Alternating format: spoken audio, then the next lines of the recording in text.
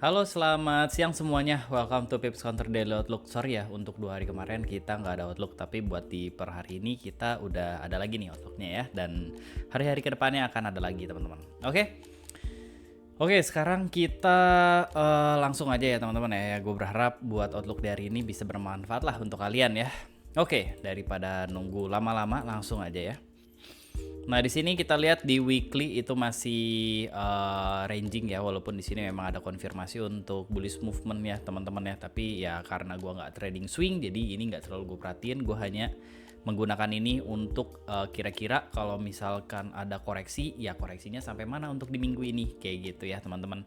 Nah, untuk saat ini masih jauh ya, mungkin bisa sampai sini kalau misalkan memang sentimen globalnya masih good for gold untuk lanjut bullish teman-teman. Nah, untuk di daily kita lihat ini tertahan di area resistance ya teman-teman ya. Jadi kalau misalkan nanti di hari ini bisa close bearish engulfing atau mungkin dia break previous low-nya ini, nah ini bisa dikoreksi nih. Kenapa? Karena ini adalah candle clean candle. Kalau gue nyebutnya clean candle atau clean structure. Jadi kalau misalkan ada candle yang clean seperti ini teman-teman, bersih seperti ini, biasanya akan dikoreksi teman-teman. Nih seperti sama halnya kayak gini, ini akan dikoreksi kayak gitu. Dan bener aja kan dia dikoreksi ke atas seperti itu teman-teman. Ini juga sama nih. Oke, jadi itu ilmu buat kalian ya. Nah, untuk di H4 kita cek ini udah ada new supply, tapi untuk di sini belum ada konfirmasi yang cukup bagus ya untuk melanjutkan bearish movement-nya ya. Maksudnya untuk kita tandain checkpoint untuk cari nanti kalau misalnya break ini kita akan ambil sell atau kayak gimana gitu. Belum ada nih untuk di H4. Untuk di H1 sendiri dia mantul di area demand sini, tapi di sekarang ini lagi ada di area demand. Tapi perlu kita lihat ya teman-teman ya. Ini kita lihat dulu untuk di demand ini candle itu berhasil close di dalam area demand, which is berarti itu adalah sesuatu yang buruk untuk demandnya ya teman-teman ya, untuk yang ngebuy. Jadi tolong kalian berhati-hati ya.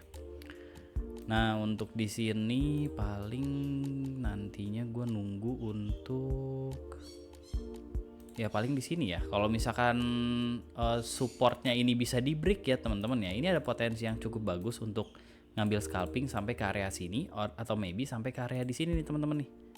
Ya, nih di sini harus di hati-hati nih teman-teman. Kalau misalkan mau ngambil di dimensi ini boleh-boleh aja, mungkin juga gue akan ambil dimensi itu. Cuma nanti mungkin untuk demand ini gue akan tunggu candle confirmation sih kayaknya. Karena ini udah kegedean. 170 pips ya teman-teman. Tapi yang pasti gue akan ambil sell dulu kalau misalkan H1-nya nanti dia close di bawah sini ya. Ini pakai H1 ya teman-teman. Dan nantinya kalau misalkan dia berhasil untuk break sini ya gue akan nge-sell lagi teman-teman. Nah, nge-sellnya mungkin ini bisa koreksi agak dalam, maybe sampai area sini atau mungkin di sini. Ya worst case sih sampai area sini ya. Worst case untuk yang nge-buy, tapi good case untuk yang nge-sell. Kayak gitu. Nah, buat sekarang sih masih ranging ya. Masih belum jelas nih. Kemarin udah coba koreksi, dia naik lagi tapi dia nggak sanggup, ya berarti ini bukan koreksi, ini ada kemungkinan ini sideways gede. Dan kalau misalkan supportnya di break, ini akan jadi supply dan ya ini bisa jadi akan turun ke bawah lebih dalam lagi. Makanya area demand-nya gue akan tungguin untuk adanya candle confirmation teman-teman. Kayak gitu ya untuk saat ini. Tapi kalau misalkan dia bisa break si resistensi ini akan menarik ya teman-teman ya. Ini akan menarik untuk lanjut naik ke atas.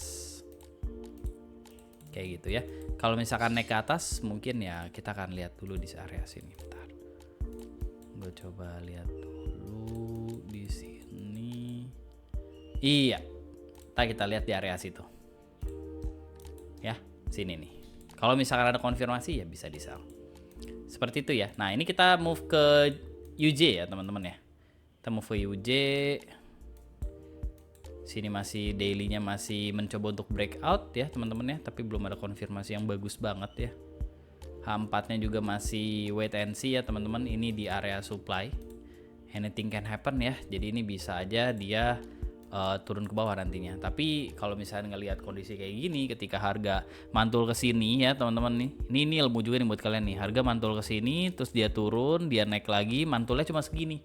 Berarti ada tanda-tanda supply-nya mau di break ya teman-teman ya. Nah itu bisa kalian ingat-ingat teman-teman ya.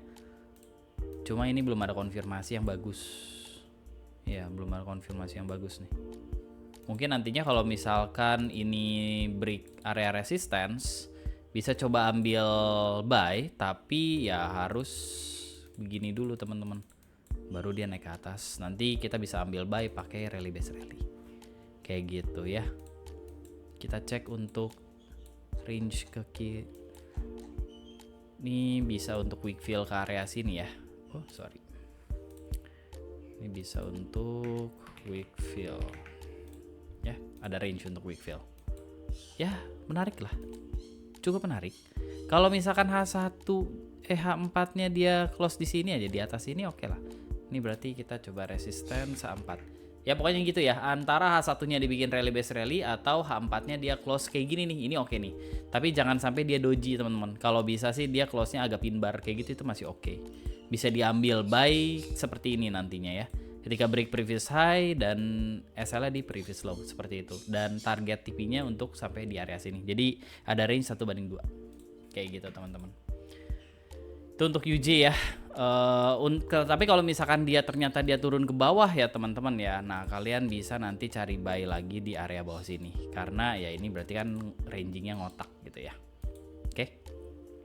Tuh kita cek di hari ini tidak ada news teman-teman. US government juga masih shutdown, tapi rumornya shutdownnya sudah mau berakhir ya teman-teman.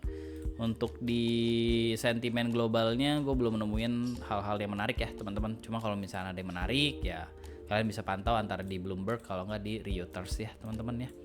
Seperti itu. Oke, kalau misalnya ada pertanyaan jangan sungkan untuk bertanya di kolom komentar. Bye bye.